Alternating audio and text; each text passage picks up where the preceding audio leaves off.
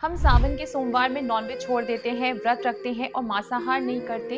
लेकिन अगर किसी जीव को मार कर खाना गलत है, तो ये गलत सिर्फ सावन में ही क्यों?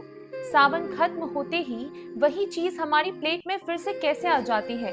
अगर किसी जीव को हमारी खाने की इच्छा के लिए अपनी जान गंवानी पड़ रही है, तो सिर्फ इसलिए कि हमने उसे अपने हाथों से नहीं मारा, हमारी रिस्पॉन्सिबिलिटी खत्म नहीं हो जाती। मनुस्मृति चैप्टर 5 वर्स 51 में किलिंग में केवल मारने वाले को ही नहीं, बल्कि अनुमति देने वाले, मदद करने वाले, खरीदने बेचने वाले, पकाने वाले, परोसने वाले और खाने वाले तक को उस कर्म में सहभागी बताया गया है।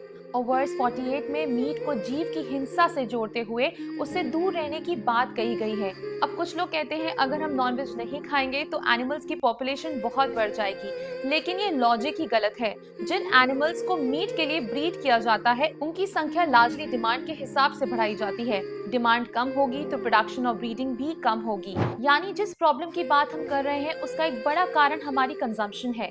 अब इसे स्पिरिचुअल लेवल पर समझिए। हर जीव में सोल है, और जिस जीव को हम खाने के लिए मारते हैं, वो भी पेन, फियर और सर्वाइवल इंस्टिंक्ट एक्सपीरियंस करता है। उसके शरीर से सिर्फ एक लाइफ खत्म नहीं होती, बल्कि एक जीव की पूरी जीवन यात्रा वही समाप्त हो जाती है।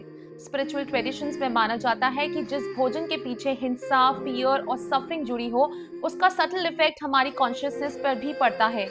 यानी उसकी मेमोरीज लिटरली हमारी सेल्स में चली जाती हैं। हम जो लगातार कंज्यूम करते हैं, उसका असर हमारी बॉडी, माइंड और कॉन्शियसनेस पर जरूर पड़ता है। इसलिए अगर हम सच में अहिंसा, दया और करुणा को जीवन का हिस्सा मानते हैं, तो कोशिश सिर्फ सावन तक सीमित नहीं होनी चाहिए।